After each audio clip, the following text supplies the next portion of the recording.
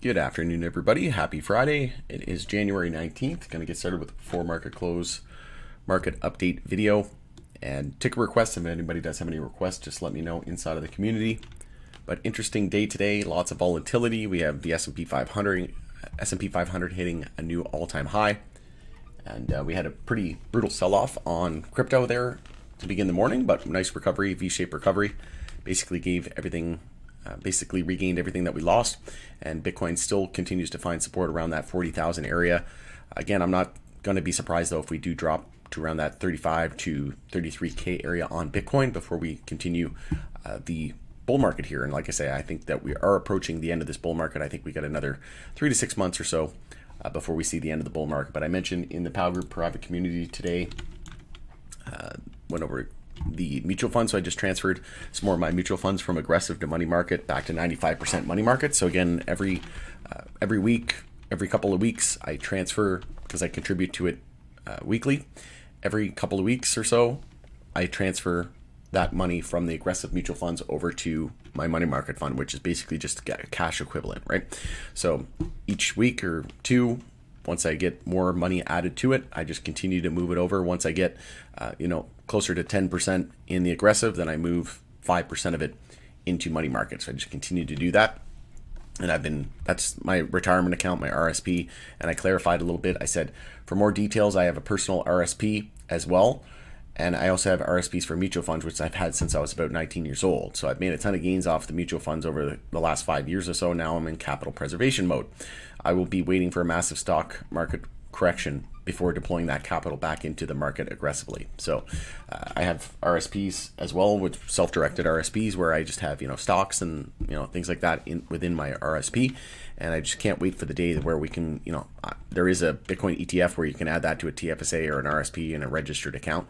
But I have no interest in adding Bitcoin at anywhere near these levels, right? There's a reason why the ETF was approved when Bitcoin, is close to all-time highs, is because they're going to use it as exit liquidity.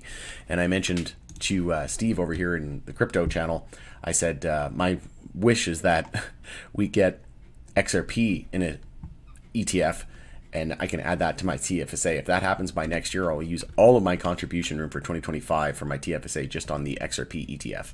Then I mentioned we'll get a utility ETF, right, where we see, XRP, we see HBAR, XLM, Algo, all in the same fund, right, all in one ETF as an index fund. I think the chances of that happening are very, very high. But I did add some HBAR and some XRP yesterday. I added it again today. And I added some MJ stocks as well today. So I just posted this video. When will the DEA announce rescheduling decision? My thoughts and opinions. Getting lots of people asking me about that. So I thought I'd do an update. OGI, 10% on the day. And a nice move on MJ there off the low of the day. And it is a bull flag looking to confirm. 192 USD needs to break to confirm it. And we're targeting 254 if confirmed. And then I also brought up a nice thought exercise here. Imagine if Trump were to endorse crypto to sway voters and Biden uses MJ leading into the 2024 election. So this could be an epic election year and end of 2024. Tons of articles coming out about Biden and rescheduling. So Nikki Haley answers questions of reclassifying MJ. And then in there, she says it's obvious that it doesn't belong in the same category as heroin. I think we all know that. Monkey can figure that out.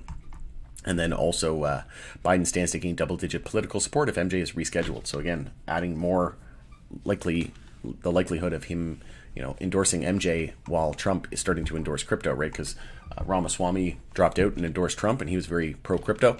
And then now I think he's kind of passing the reins off to Trump.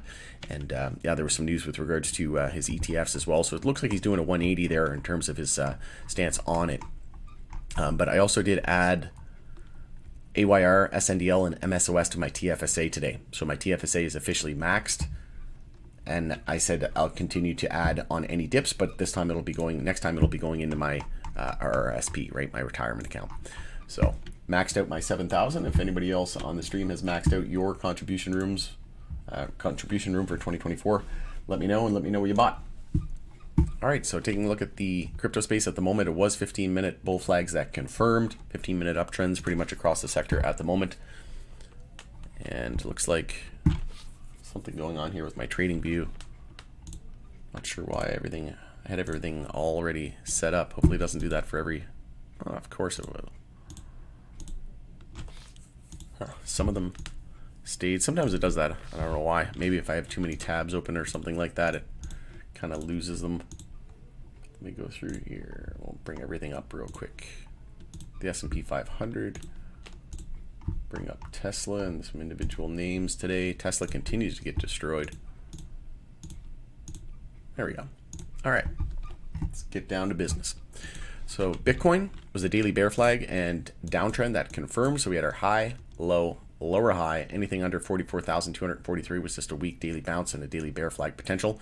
We also had an EMA 12 and 26 bear cross on deck, and the downtrend that confirmed when we lost 41,482. So all of that, you have three major indicators saying that we were probably going to go lower. If you just had that, you'd do better than 99% of traders probably in the retail space. If we take a look at the measure move, though, you go from your high to the low, and then you move that out to your 0.32 fib. And we also have previous support there at 37,000. So like I said, I think we're going to be trending back down to around 37,000. If we zoom out to the weekly time frame, that would put us right down around the EMAs as well. So it's been a while since we tested those EMAs, and that would put us down around EMA 26, right? So I can't, I wouldn't be surprised at all if that happened. And then in the monthly time frame, we could come back, test monthly EMAs, and that would bring us down to around 33. So like I said, I think coming back to around 37 to 33K for a potential monthly higher low, and then continuation to the upside is the most likely scenario as we see a potential rate cut into the spring. And then Bitcoin halving coming up in April. Tons of bullish momentum, I think, into April. We also have the Super Bowl. Usually it's historically a pretty bullish time around the Super Bowl. I think it's February 11th. And then we also have tons of IPOs in the crypto space. We have Davos going on and tons of hype around the ETFs. We could get Ethereum ETF. We could get XRP ETF, the best digital currency and asset in the planet. The only one with legal clarity in the US. It's just going to be an exciting time. We could see Ripple IPO. I'm excited. But I think it's going to be 3 to 6 months is where we're going to see this bull train come to an end, and we're going to have to be very, very cautious, and don't forget to take profits along the way. But in terms of movers and shakers on the day today, we have AMP, SGB, and Link, and then we also had tons of movement on Flare token. I've been getting Flare airdrops just on Uphold. If you hold Flare on Uphold, you actually get the airdrops every single month. They do it for you. They just send it to you automatically. So I got mine this month, a couple days ago, and they had news that Google Cloud was going to be joining as a validator and helping with the infrastructure of the Flare network. So that is huge, and loving what I'm seeing. I'm not going to be selling that anytime before $1 though, and I think there's some massive opportunity there with Flare token. In terms of losers on the day today, we have Hex, GMX, and Solo. But yeah, Flare down a little bit here over the last couple of days, but we did hit 2.4 cents, and that looks like a triple top. So massive move there ever since we had that news about Google. And if you go from the low there at 0.8 cents, I actually got this under a penny, and it's now up almost 200%. So very, very bullish on FLR. And like I said, any week now, realistically, XRP is going to go on a moon mission here. We are 3 pennies still away from seeing the 50 and the 200 weekly moving averages cross. And I just, I can't imagine how the suppression that this thing has had, how great the expansion is going to be. I could easily see us up at around $1.30 and then $2 and then all-time highs realistically over the next few months. I think by April, things are going to get nutty. I think we could see all-time highs and maybe even around that $8 to $12 mark, as I've been shouting from the rooftops about.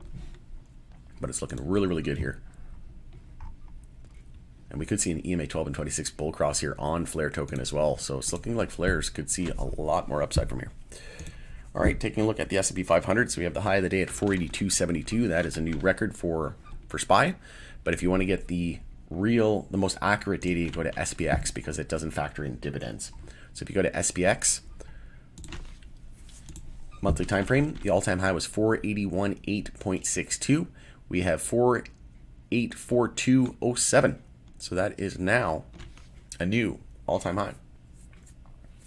And we'll see if we can get the highest monthly candle close ever. We have 47.69, and then we hit 47.66. Actually, the last month was the highest monthly candle close ever.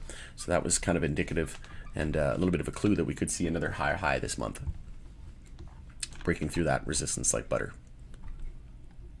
But ultimately, Congress still being banned from owning stocks. That should be another top indicator as well. But things are looking decent here. We also lost the daily uptrend here, and we started weekly consolidation. It ended up being just brief weekly consolidation with the loss of the daily uptrend. That means zoom out, look for weekly consolidation and pullback. And it was very brief consolidation, bull flag targeting 521 on the S&P 500. And we actually confirmed a daily uptrend as well on this recent pullback here today. So we had our low, high, higher low. We started the daily bounce yesterday, and today we confirmed the daily uptrend, which means zoom out to the weekly, look for the weekly bounce and confirmation of the bull flag. And at this point, monthly bounce underway. 500 psychological will be very, very strong resistance. After that, it's 521. DXY, still a monthly inside bar. EMA 12 and 26 bear cross on deck. Weekly bear flag that was targeting 99.78. Prior support at 99.57. And on our way to weekly oversold potentially. Be great for stocks and crypto here into the spring. Gold and silver. Gold's still hovering over 2,000, which is good to see, and silver's still struggling with that $25 mark, so definitely weaker comparative to gold. Tesla continues its weakness as well. It was a daily bear flag here with a lower high, lower low, lower high, lower low. So very, very weak here compared to the broader market, and there's probably a lot of ticked off people. And that has to do with the fact that Tesla ran the most, right? When Tesla ran this much here, mostly all retail was left out of this move, right? Because media was saying, oh, Toyota makes more cars in a month than Tesla makes in a year. They'll never be profitable. They're going to go bankrupt. The SEC suing them, the bankrupt. They're going to go bankrupt, right? Same thing that happens with every new burgeoning and marketing and emerging market. And then we had this massive move from 101 to 300. And then again, most retail probably didn't participate. They actually probably bought up here and FOMO'd in and then sold the bottom, right? And now they're trying to FOMO in again, and then now they're getting wrecked again. So this is just classic, how markets work, right? Rinse and repeat. And as of right now, it's definitely one of the weaker names, but this is going to be a massive swing opportunity. We had a small daily bounce here, but I think now that we're daily oversold and we're actually printing it, I think the next time we start the daily bounce could be a monster swing opportunity. So let's say the high of the day today at 213.19 holds. That's the high of the day here in 8 minutes when the market closes. Once it closes, if we break that on Monday, that could be a nice entry to go long, because just to retrace back to EMA 12 would be about a 6% trade up, and then the EMA 26 about a 10% trade up. And look what happens with these daily exponential moving averages and moving averages in general. We usually get extended to the upside, come back, get extended to the downside, come back, gravitate back towards it. So one would think we're probably going to gravitate back towards it. We already had our bear cross well out of the way, coming off daily oversold, and we could be gearing up for a bull cross over the next few days. And we really have no daily resistance all the way up to 265. We have these small levels here, but not really clear pivot points. As you can see, we have no pivot point established. This is a monster trade opportunity here. So just a trade idea for those looking to capitalize. In terms of movers and shakers, in terms of individual names today, we have WNW, NKLA, and EDR. Bear list code HBCLOV. Blockchain names also taking it on the chin today, but not surprising after the amount of upside we've seen over the last couple of months. HHMJ ETF in Canada, so take a look at Canadian MJ, see how we're doing. PWR, OGI, and WIB leading the bull list today. SNDL had a nice dip and then recovery, up over 5%. IMCC, BZAM, and Labs leading the bear list today, followed by VFF and CGC, the only ones in the red on my watch list. HMMJ, daily trend confirmed. So we had our high, low, lower high, lower low. We had support there at 859. And we hit a low there at 874. So we're still just looking, we're starting weekly consolidation, but we're still just looking for this monthly higher low. We have our low, high, higher low, starting the monthly bounce for the second month in a row. It's all about 1149. Break that monthly uptrend confirmed. Tilray, struggling with the $2 psychological resistance. But we do have the ability to change the daily trend here with a low, high, higher low. If we break above 212, then it's daily uptrend confirmed. We're still in a weekly uptrend, so we have the opportunity here to confirm a monthly, daily, and weekly uptrend all in one go. And boy, oh boy, would we see massive upside after that. In terms of USMJ, the Cannabis Co., we have CRLBF and TAT all up around double digits. So Cresco, nice move. But a double top, so 270, Yeah, so double top at the high yesterday. So 270 key resistance, and then after that, a lack until 308. After 308, we have a lack of resistance till 378. LOWL, IN, and RWB leading the bear list today. MSOS, nice move there off the low. I actually added this today around 780. So just off my addition today, I'm up almost 10%. And I might look to add in my my RRSP as well. And one of the things that I'm looking to do is to really hold all of these altcoins. When we see a full-fledged altcoin season and massive gains from that, I'm going to look to rotate a lot of those gains into MJ. So it's going to be interesting. But yeah, we did start the daily bounce with that break of yesterday's high. So we had 855, we hit 858, but right now it is a double top basically with a lack of follow through. Weekly bounce continues, lack of resistance till 988 on the weekly. And what is that level? That is key monthly resistance as well. So if we break 988, that's the first time in history of MSOS ETF that we're in a monthly uptrend. So again, this DEA news, the video that I just did, this DEA news, I just posted it in the Power Group private community. See if there's any news as well. Oh yeah, X Payments, Elon Musk payment system on Twitter. X is getting closer, so you get a money transmitter license from, I think it was from Ohio or something like that. But anyway, payment's going to be coming to X soon. So Twitter, the everything app in the US compared to like WeChat, right, in Asia. Adult use MJ legalization bids reintroduced in Virginia and West Virginia. Nice. But yeah, check out this video. When will the DEA get some eyeballs on there? Get some more eyeballs on there. But yeah, when will they come out with their decision? I think it could be any week now, but I do think that the max is going to be in the next 2 to 3 months. I think it's going to happen sometime between now and before May. But realistically, charts are saying this could come at any point. And like I said, Tilray has the opportunity to confirm a daily, weekly, and monthly uptrend all in one go.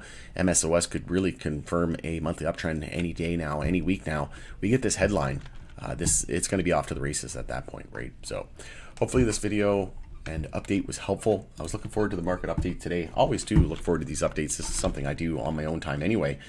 Check in, usually 30 minutes before the end of the stock market. So it's a great way for me to check up, get kind of an update, and get filled in, and then also get everybody else filled in. So hope you have a great weekend ahead. Happy Friday once again, and we'll talk to everybody in the chat room in a little bit.